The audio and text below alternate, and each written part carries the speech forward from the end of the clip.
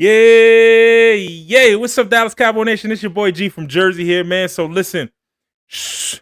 Sorry I took so long. Today we are going to give you the Arizona Cardinals offensive preview against our Dallas Cowboy defense. Let's get right into it, folks. Listen, Arizona is coming into this Monday night's football matchup against our Dallas Cowboy at AT&T Stadium with a 2-5 overall record. All right, last place in the NFC West, and I don't think that their record dictates fully who they are, okay?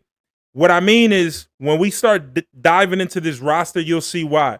They've lost 5 games, and in their 5 losses, they've lost 5 games by a combined total of 13 points. 13 points, folks. Kind of spooky, right? Especially today is Halloween. So 13 points combined for their 5 losses, all right? They lost by 1 to San Francisco, 3 Seattle, 1 Tennessee, 4 to Indy, and 4 to the Packers. So they've lost some very close games. 2 in their division, okay? 1 to potentially the best team in the AFC right now, the Indianapolis Colts. And last week they lost the game.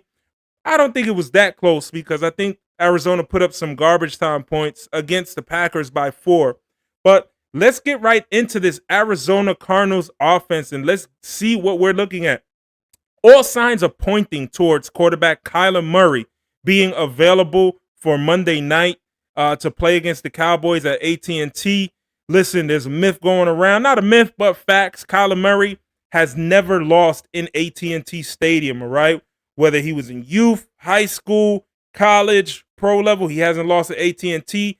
And best believe that Kyler Murray wanted to get back out there to face his Dallas Cowboys that he probably grew up rooting for as a fan. Okay, in the running back department, they are being led by 2 guys right now, not big names. You know, James Conner injured reserve, Trey Benson injured reserve, but Bam Knight and Amari DeMarcado are their 2 running backs at the moment. But their leading rusher is going to be Kyler Murray. Do not be fooled. Okay.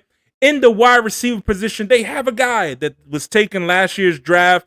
The number 1 receiver taken off the board, Marvin Harrison Jr., has gone like this roller coaster. Will hit you for the big play, but not necessarily playing up to his potential so far, okay? The other wide receivers are Michael Wilson and Zay Jones. Michael Wilson and Zay Jones aren't elite wide receivers, but they are productive and good wide receivers, okay? We'll dive into the numbers very soon. I just want to go through the offensive side of the ball for you really quickly. The tight end is special, folks. The tight end is somebody that I had high on the Cowboys draft board a couple of years ago. I wanted them to take Trey McBride. Trey McBride is a dude at tight end, folks. He is without a doubt a top 5 tight end in the NFL right now, okay? Up and down their offensive line, Paris Johnson Jr., Evan Brown, Will Hernandez, Jonah Williams. The Cowboys, if they are going to win on the defensive side of the ball, is going to be by attacking this offensive line who has given up a lot of sacks, okay? In their stats, statistically, Kyler Murray has on the year 110 completions for 962 yards. They had Jacoby Brissett filling in a couple of weeks for Kyler Murray as he dealt with injury. And, you know, Jacoby Brissett is a very good veteran backup quarterback at this point. But Kyler Murray, 110 for 962 with 6 touchdowns on the year and 3 interceptions, all right? Remember I said a few minutes ago that the offensive line is not good and is susceptible to the sack. They've given up 24 sacks already on the year. 16 sacks for Kyler Murray so far this year. So Dallas, if you're going to put pressure on a quarterback, this is the week, okay? As far as running the ball, due to James Conner being out, right? The leading rusher for Arizona this year, still with missing a couple of games, is Kyler Murray with 173 yards on the ground, all right? Dallas has not fared well against running quarterbacks. This is Kyler Murray's first game back from injury. There's something to pay attention to, okay? We do not want to make Kyler Murray's Monday night highlights. Let's not let this be the show, okay? As far as receiving, the leading receiver is that tight end, Trey McBride, with 421 yards on 47 receptions with 4 total touchdowns. Second leading receiver is Marvin Harrison Jr. with 396 yards on 2 touchdowns.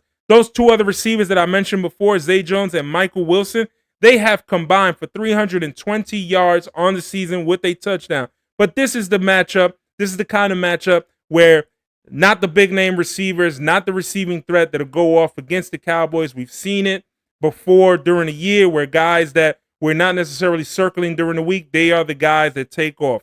Listen, we need to see more snaps from Jadeveon Clowney. Let's get Jadeveon Clowney out there as much as we can with Donovan Ezaraku, okay?